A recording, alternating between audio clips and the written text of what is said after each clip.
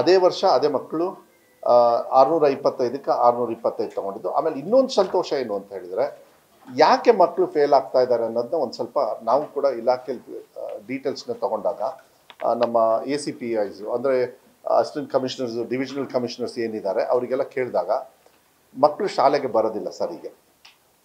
ಮಕ್ಕಳು 3 ದಿವಸ ಬರ್ತಾರೆ, 3 ದಿವಸ ಹೊಲದಲ್ಲಿ ಕೆಲಸ ಮಾಡ್ತಾರೆ, ಇಲ್ಲ 3 ದಿವಸ ಕೆಲಸ ಸ್ಕೂಲಿಗೆ ಬರ್ತಾರೆ, ಇಲ್ಲ ತಂದೆ ತಾಯಿಯವ್ರಿಗೆ ಹುಷಾರಿರಲ್ಲ, ಇಲ್ಲಾಂದ್ರೆ ಅಷ್ಟೊಂದು ಪರಿಜ್ಞಾನವೂ ಇರೋದಿಲ್ಲ, ಕೆಲವು ಸತಿ ಹಗುರವಾಗಿ ತೊಗೊಂಡ್ಬಿಡ್ತಾರೆ. ಅವ್ರೇನಾಗುತ್ತೆ ಎಕ್ಸಾಮಲ್ಲಿ ಸಿಕ್ಕಾಕೊಳ್ಳೋದು.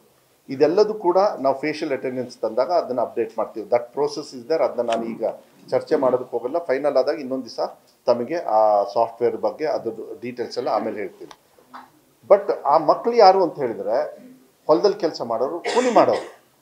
ನಾನು ಯಾವ ಜಾತಿ ಯಾವ ವರ್ಗ ಅಂತ ನಾನು ಮಾತಾಡೋದಕ್ಕೆ ಹೋಗೋದಿಲ್ಲ, ಅದು ತಪ್ಪಾಗ್ತದೆ. ಎಲ್ಲ ಜಾತಿ ವರ್ಗದಲ್ಲೂ ಕೂಡ ಬಡವರು ಇರ್ತಾರೆ. ಅವರ ಒಂದು inability to go to school ಅದೇನಾಗಿದೆ, ಅವರಿಗೆ ಕಲಿಕೆಯಲ್ಲಿ ಆಬ್ವಿಯಸ್ಲಿ ಕಮ್ಮಿ ಆಗೇ ಆಗ್ತದೆ.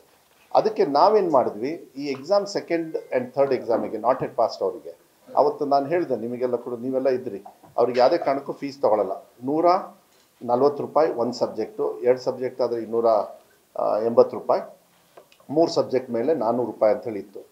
ಯಾರ್ಯಾರು ನಾಟ್ ಎಟ್ ಪಾಸ್ಟ್ ಅವರಿಗೆಲ್ಲರಿಗೂ ಕೂಡ ಯಾವುದೇ ಥರದ ಇದು. ಆವಾಗ 98% ಮಕ್ಕಳು ಎಕ್ಸಾಮ್ ತಗೊಳ್ಳೋದಕ್ಕೆ ಮುಂದೆ ಬಂದರು. ಅದಕ್ಕೆ ರಿಸಲ್ಟ್ ಕೂಡ 1,16,000 ಮಕ್ಕಳು SSLCಯಲ್ಲಿ ಪಾಸ್ ಆಗಿದ್ದು 2nd and 3rd ಎಕ್ಸಾಮು, ಮತ್ತು ಫಸ್ಟ್ ಎಕ್ಸಾಮಲ್ಲಿ PUCಯಲ್ಲೂ ಕೂಡ ಪಾಸ್ ಆಗಿರ್ತಕ್ಕಂಥದ್ದು. ಇದು ಏನೇನೋ ಒಂದು ರೀತಿಯಲ್ಲಿ ಒಂದು ಕಾನ್ಫಿಡೆನ್ಸು, ಒಂದು ಪ್ರೆಷರ್ ಮಕ್ಕಳಿಗೆ.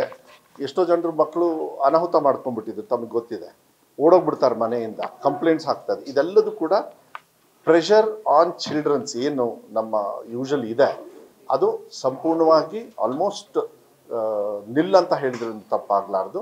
ಮತ್ತು ಸಾಕಷ್ಟು ಜನರು ಇದರಿಂದ ಉಪಯೋಗ ಮಾಡಿಕೊಂಡು, ಗೌರಿಬಿದನೂರಿಂದ ಒಂದು ಹುಡುಗ ನಮ್ಮ CET ನೀಟಲ್ಲೆಲ್ಲ ಓದ್ಕೊಂಡು ಅವನು IIT ತೊಗೊಂಡಿರ್ತಕ್ಕಂಥ ಉದಾಹರಣೆ.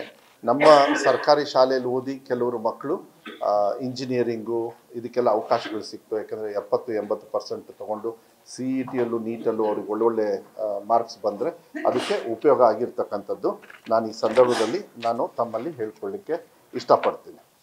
ಇದ್ರ ಜೊತೆಗೆ ನಾನು ಇವತ್ತು 2 ಅಂಶಗಳನ್ನು ನಾನು ಮೇಯ್ನಾಗಿ ತಗೊಳ್ಳೋಕ್ಕೆ ಇಷ್ಟಪಡ್ತೀನಿ. ಅದಕ್ಕಿಂತ ಮುಂಚೆ ನಾನು ನಮ್ಮ ಶಿಕ್ಷಕರಿಗೆ ಏನು ಯಾರ್ಯಾರು ಇವತ್ತು ಸಮೀಕ್ಷೆಗೆ ಹೋಗಿದ್ದಾರೆ ಅವರಿಗೆಲ್ಲರಿಗೂ ಕೂಡ ಇನ್ನೂ ಕೂಡ ಕೆಲವು ಕಡೆಗೆ ನಡೀತಾ ಇದೆ. ಅವರಿಗೆಲ್ಲರಿಗೂ ಕೂಡ ಧನ್ಯವಾದಗಳು, ಕೃತಜ್ಞತೆಯನ್ನು ಹೇಳಲಿಕ್ಕೆ ಇಷ್ಟಪಡ್ತೀನಿ. ಪಾಪ ಅವರು 2 ಭಾಗದಲ್ಲಿ ಸಮೀಕ್ಷೆ ಬಂದರು. ಒಂದು ಜಸ್ಟಿಸ್ ನಾಗಮೋಹನ್ ದಾಸ್ ಅವರ ಸಮೀಕ್ಷೆಯಲ್ಲೂ ಕೂಡ ಸುಮಾರು 60,000 ಟೀಚರ್ಸ್ನ ನಾವು ಸರ್ಕಾರದವರು ಉಪಯೋಗ ಮಾಡ್ಕೊಳ್ತೀವಿ. Because they are the best mechanism. ಅವ್ರು ಬಿಟ್ಟರೆ ಇನ್ನು ಯಾರು ಮಾಡೋದಕ್ಕಾಗೋದಿಲ್ಲ. ಅದ್ರ ಜೊತೆಗೆ ಮೊನ್ನೆ ಏನು ನಡೀತು, ಕೆಲವರು 2 ದಿವಸದಲ್ಲಿ ಮುಗಿಸಿದ್ರು, ಕೆಲವರು ಇನ್ನೂ ಮುಗಿಸ್ತಾ ಇದ್ದಾರೆ. ಯಾಕೆಂದರೆ ಅದು ವ್ಯವಸ್ಥೆ, ಟೀಚರ್ಸ್ ರೆಡಿ ಇದ್ದಾರೆ. ಕೆಲಸದ ವ್ಯವಸ್ಥೆ ಇಲ್ಲಿ ಬೆಂಗಳೂರಲ್ಲಿ ಯಾವ ರೀತಿ ಆಗ್ತದೆ ನಿಮಗೆ ಗೊತ್ತಿದೆ, ಮಾಧ್ಯಮದಲ್ಲಿ ನೀವು ತೋರಿಸ್ತಾ ಇದ್ರಿ. ಜನರು ಕೂಡ ಕೋಆಪ್ರೇಟ್ ಮಾಡಬೇಕಾಗತ್ತೆ. ಬಟ್ 92% ಎಂಟೈರ್ ಸ್ಟೇಟಲ್ಲಿ ಆಗಿರ್ತಕ್ಕಂಥದ್ದು. ಬೆಂಗಳೂರಲ್ಲಿ ಲೇಟಾಗಿ ಸ್ಟಾರ್ಟ್ ಆಗಿರೋದ್ರಿಂದ ಮತ್ತು ಮೈಸೂರಲ್ಲಿ ದಸರಾ ಇರೋದ್ರಿಂದ ಅವರು ಕೂಡ ತುಂಬ ಸ್ಪೀಡಾಗಿ ಪಿಕಪ್ ಮಾಡ್ತಾ ಇದ್ದಾರೆ. ಮಂಗಳೂರು ಕೂಡ ನಾನೇ ವೈಯಕ್ತಿಕವಾಗಿ ಆ್ಯಸ್ ಅ ಮಿನಿಸ್ಟರ್ DC ಅವ್ರ ಹತ್ರ ಮತ್ತು ಉಡುಪಿ DC ಅವ್ರ ಹತ್ರ ಮಾತಾಡಿ ಸುಮಾರು 92% ಬಂತ. ಅಲ್ಲೂ ಕೂಡ ಈಗ ಮಂಗಳೂರು ಮತ್ತು ಉಡುಪಿಯಲ್ಲೂ ಕೂಡ 92%. ನಾನೇ ಹೋದೆ. ನಾನು ಕೆಲವು ಅಸೋಸಿಯೇಷನ್ಸ್ ಅವರು ಇಲ್ಲ ನಾವು ಮಾಡೋದಲ್ಲ, ಅಸೋಸಿಯೇಷನ್ಸ್ ಅವರು they can do that. Apartment association they can tell ಅದರೊಳಗೆ ಕ್ಲೀನಾಗಿದೆ, ನಾನು ಐ ಆಮ್ ನಾಟ್ ಇಂಟ್ರೆಸ್ಟೆಡ್ ಅಂತ ಹಾಕಿದ್ರೆ ಇಂಟ್ರೆಸ್ಟೆಡ್ ಇಲ್ಲ ಅಂತ ಇನ್ನೋಟ್ ಆ ಥರ.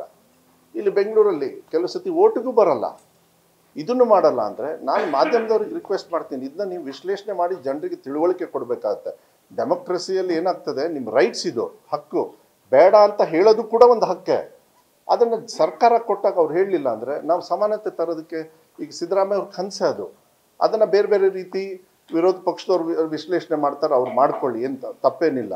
ಆದರೆ ನಮ್ಮ ಉದ್ದೇಶ ಏನಿದೆ, ಇದು ಸಮಾನತೆ ಅನ್ನತ್ತೆ, ಶೈಕ್ಷಣಿಕವಾಗಿ ಎಲ್ಲ ಕೊಡು.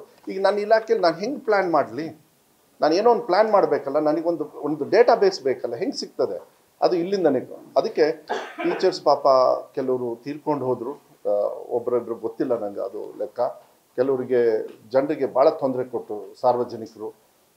ಅದನ್ನು ಕೂಡ ಅದನ್ನು ಯಾವುದು ಲೀಗಲ್ ಆಗಿ ಏನೇನು ಆ್ಯಕ್ಷನ್ ತೊಗೋಬೇಕೋ ಮಾಡ್ತಕ್ಕಂಥದ್ದು. ಕೆಲವು ಇಲಾಖೆಯಲ್ಲೂ ಕೂಡ ಯಾರಾದ್ರು ತೊಂದರೆ ಕೊಟ್ಟರೆ ಅವ್ರನ್ನ ಯಾವ ರೀತಿ ಅವ್ರನ್ನ ಸಸ್ಪೆಂಡೋ ಇಲ್ಲಾಂದ್ರೆ ಅವ್ರಿಗೆ ವಾರ್ನಿಂಗ್ ಕೊಡಬೇಕು ಮಾಡಿ ಕೆಲಸವನ್ನು ತೊಗೊಂಡು ಹೋಗ್ತಕ್ಕಂಥ ಕೆಲಸವನ್ನು.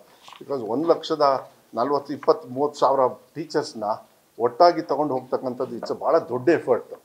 ಆಮೇಲೆ